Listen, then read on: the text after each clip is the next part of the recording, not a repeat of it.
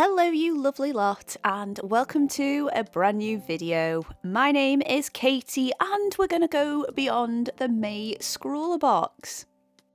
Now if you hadn't watched that video already, I definitely recommend you do so. I really enjoyed the contents of that box. I thought the Ecoline pens were great.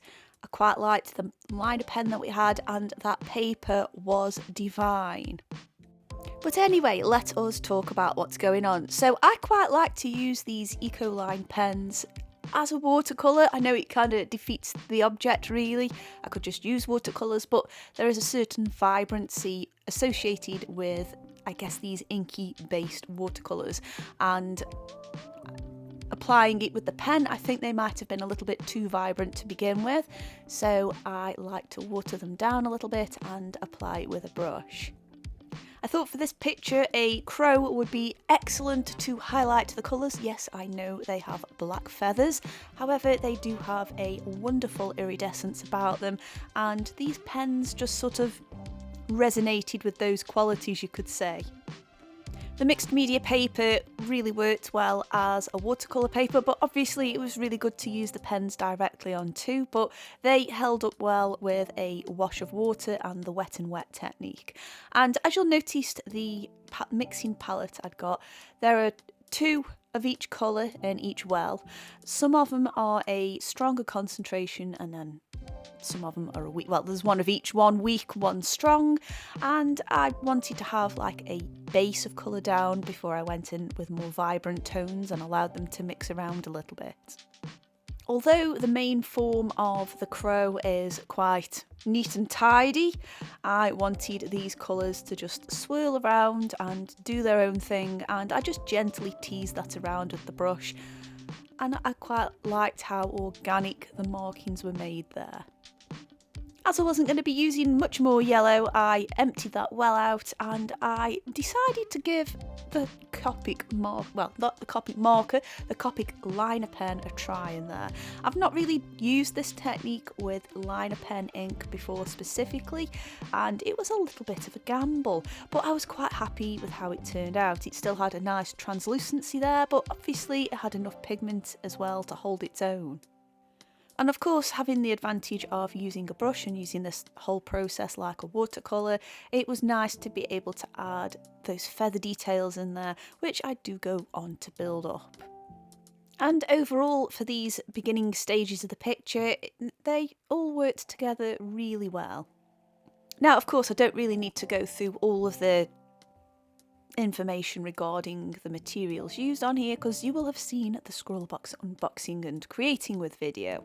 So I might actually take this a step further. I think I did this when Ecoline featured in Upcrate a while back. I might actually do an Ecoline video. I have some bottles of their liquid watercolour as well as these pens, and I think it'd just be quite fun to just do a complete piece just using them, maybe throw in a liner pen as well, see how I'm feeling. But let me know down below if you would be interested in this, especially if you've received this box and you might already have some of these in as well as. Let me know. I want to play with them, so please give me that excuse to do so. Although the colours are quite, I want to say quite unnatural, there's just still something quite, I don't know, quite magical about them, I guess.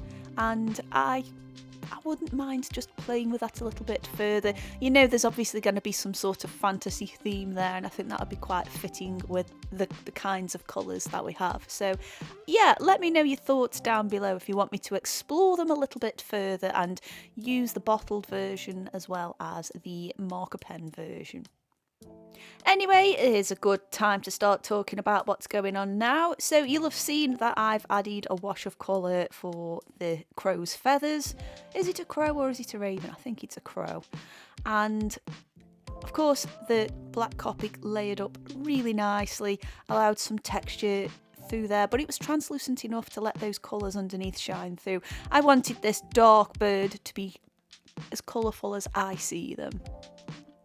This liner pen, even though it's quite a chunky liner pen, if you tilt it on an angle, you can still get relatively fine lines with it as long as you're careful and not usually heavy-handed like I usually am. I must have been having a good day whilst I was doing this. But it was perfect just for adding some more of those shadows in there, as well as a few additional feather details. So whilst past me is doing that in the background there, I'll fill you in on the last week. So the lino printing obsession really is taking over right now. But don't worry, I've managed to finish a gouache painting off and I just need to get that video edited and up. But with regards to the lino prints, I have taken some of your suggestions on board, and I think somebody mentioned a green lady picture I'd done. I think that was from the acrylic paint ScrawlrBox. Well, if not, I do apologise, but that's been my reference for the lino print, and I can't wait to share that with you.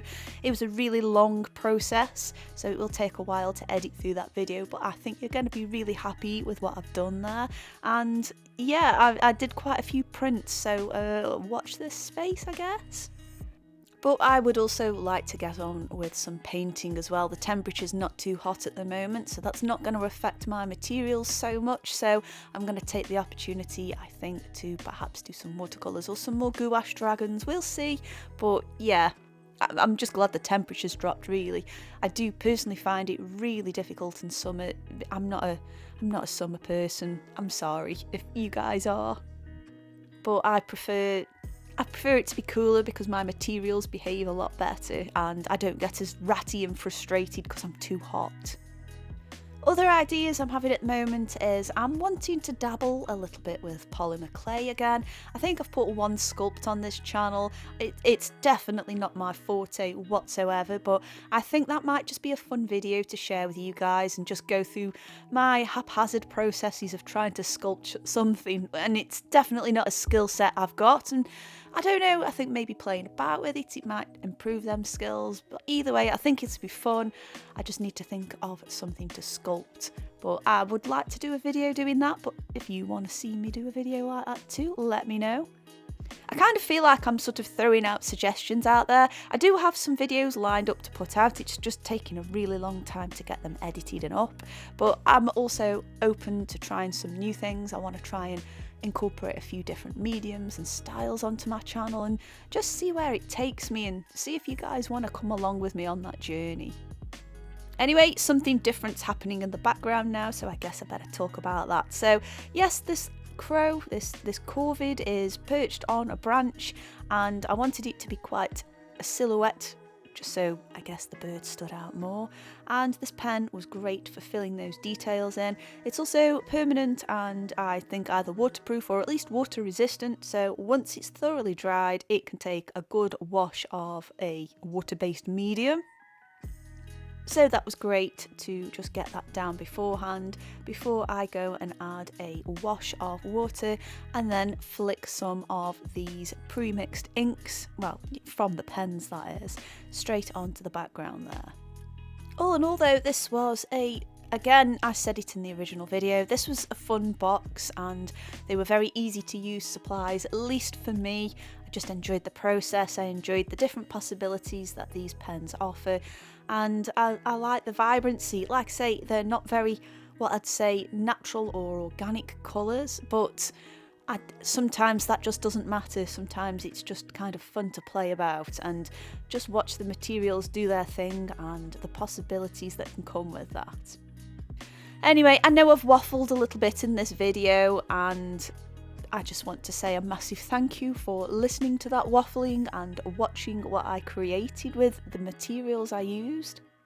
Of course, there are going to be some more videos on screen that I think you'll enjoy, so why not give one of those a click? If you haven't already as well, why not consider subscribing? It really does help the channel out too.